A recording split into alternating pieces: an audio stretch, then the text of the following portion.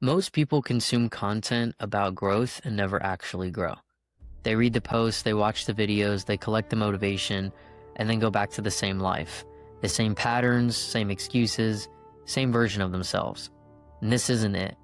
The MindForge podcast exists for people who are serious about the mental work, the discipline, the identity, the hard internal stuff that nobody talks about honestly. And this podcast exists to go even deeper. Every episode, we take what's on the page and we crack it open. The stories behind it, the science underneath it, the application you can actually use. If you're looking for hype, you're in the wrong place. If you're looking to be challenged, to think harder, to leave every episode a little more clear on who you're becoming and what it's going to take, you're exactly where you need to be. I'm Caden Floyd. This is MindForge Podcast, brought to you by Warrior X Training. Let's get to work.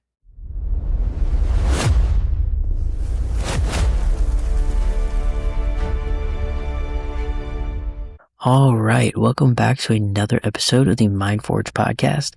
I'm your host, Caden Floyd, and this is episode 13.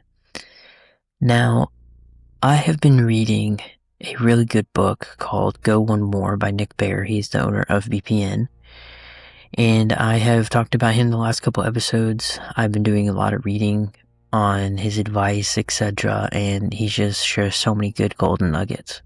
And I hit this chapter in his book on intentionality that really just made me stop and put the book down for a second.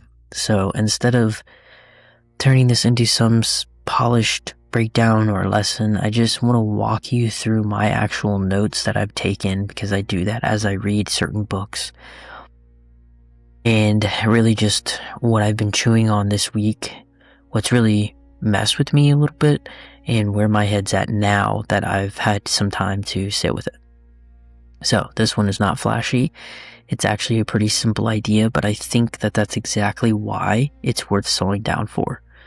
The simple ones are usually the ones we skip past too fast. So here's the thing that got me. Bear basically says intentions drive decisions. It sounds simple, almost too simple, like, yeah, obviously. But then he goes further and says that if you're not intentional, you default to whatever's easiest. Not what's right for you, just whatever takes the least effort in that moment. And I remember reading that and just kind of pausing like, damn, okay, when was the last time I actually stopped and asked myself which one I was doing? Was I choosing the right thing, or was I choosing the easy thing and just calling it right because it felt fine in the moment? Because that's the trick, right? Easy doesn't feel like giving up. Easy feels like common sense. It feels reasonable, so you don't even question it. You just do the thing that requires the least out of you, and you move on with your day, and you never actually check whether that was the intentional choice or just the path of least resistance wearing a disguise. And what really got me is how normal that is. Like, nobody walks around thinking, oh, I'm choosing the lazy option right now. You just make the call and you move on. And the whole reason that this idea really hit me is because it forces you to go back and actually audit something in your life. Not in a beating yourself up type of way, but more so in a curious way. Like, was that me or was that autopilot? And I think most of us walk around assuming if a choice feels obvious, it's probably the right one. Like obvious means or equals correct. But that's not true at all, because sometimes obvious just means easy. And those are two completely different things that we treat sometimes like they're the same thing. Think about it this way. If every easy choice was also the right choice, none of us would ever have anything to work on. Life would just kind of solve itself. But obviously, we both know it does not work that way. But the right choice is usually a little more inconvenient. It usually costs you something, whether that's time, comfort, an awkward conversation, whatever it might be. And the easy choice is the one that doesn't cost you anything right now. It just quietly costs you later. And that got me thinking that easy choices don't send you a bill up front. they send it later when you least expect it. When the thing that you avoided dealing with shows back up bigger than it was before, or the shortcut that you took catches up to you way down the road. Meanwhile, the intentional choice that you had an opportunity to take, or the harder choice, you pay for that up front, and then you're kind of done with it. It's just a different payment plan, and most of us default to the one that feels cheaper today, even though it's actually more expensive long term. So after reading this chapter, and during the week, I really started going back through some of my own patterns, just being really honest with myself about it, because you guys know I'm big on that. Like, okay, how much of what I do in a day is actually intentional, or is it just the path of least resistance dressed up to look like a choice? And that's a harder question than it sounds like, because we're all really good at rationalizing after the fact. You make the easy call, and then your brain backfills a reason that makes it sound like strategy. So I had to actually slow down this week and ask in the moment, not afterward, what's actually driving this? I'm not going to sit here and tell you some specific story about one decision that I've made and act like I have this all figured out, because honestly, that's not really the point for me right now. What I've actually been doing is just sitting with the idea itself, turning it over, more than trying to just pin it to one moment of my life. Like, the question that I keep asking isn't what's an example of this? It's more like, how much of my day is actually run by intention versus how much of it is just autopilot that I've never bothered to check in with.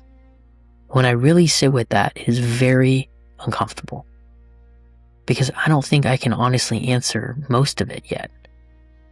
I think a lot of it is just still default settings I've never questioned.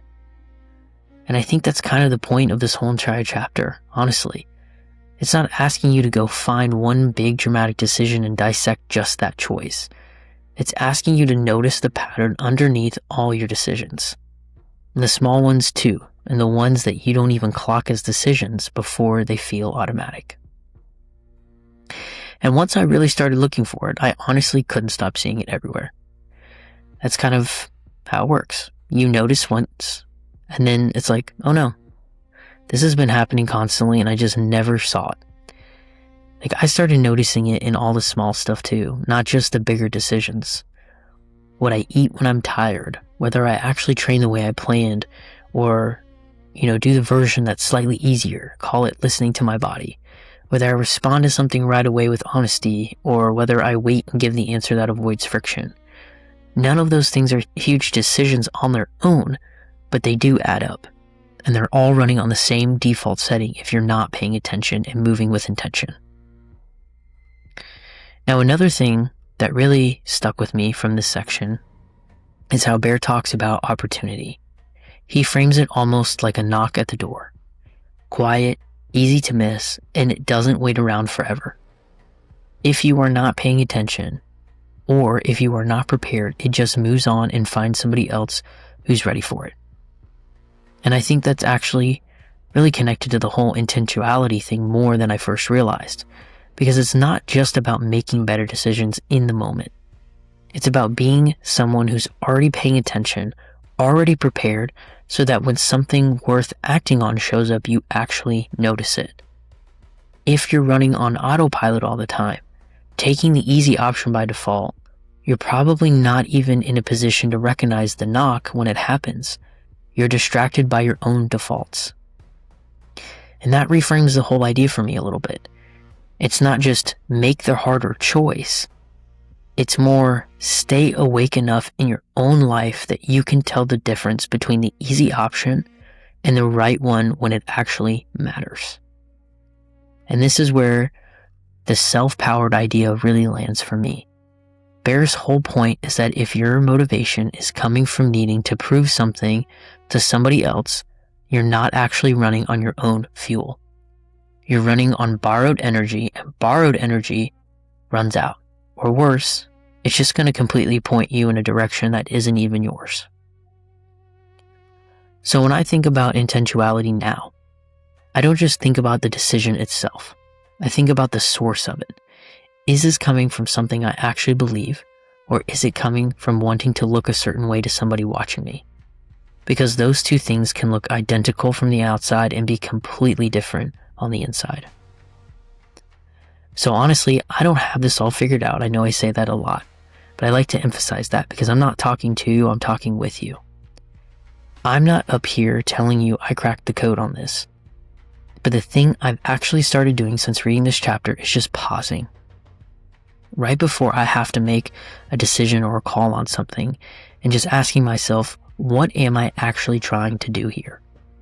Not what's convenient, not what looks good to somebody else, but what do I actually want out of this decision I'm about to make? And sometimes the answer surprises me. Sometimes I realize I actually do want the harder thing. I just hadn't given myself permission to admit that. And sometimes it just confirms, yeah, you were about to take the easy way again. But at least be honest about that. It's a small habit. It takes 5 seconds to pause and ask yourself. But 5 seconds of actually asking the question is still more than most of us give it, myself included. So that's really what I wanted to share with you today. If you're reading the book, go ahead and hit me up. I'd love to hear where you've caught yourself doing that, easy versus intentional. And if you're not reading it, maybe just try that question this week.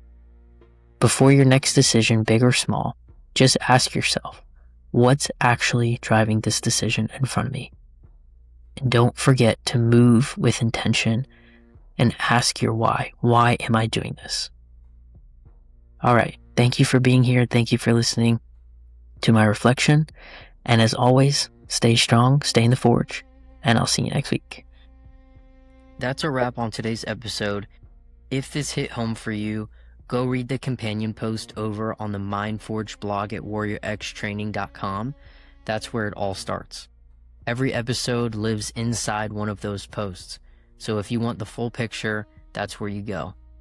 Follow the show, share it with someone who needs it, and I'll see you back here next week. I'm Caden Floyd. Stay in the forge.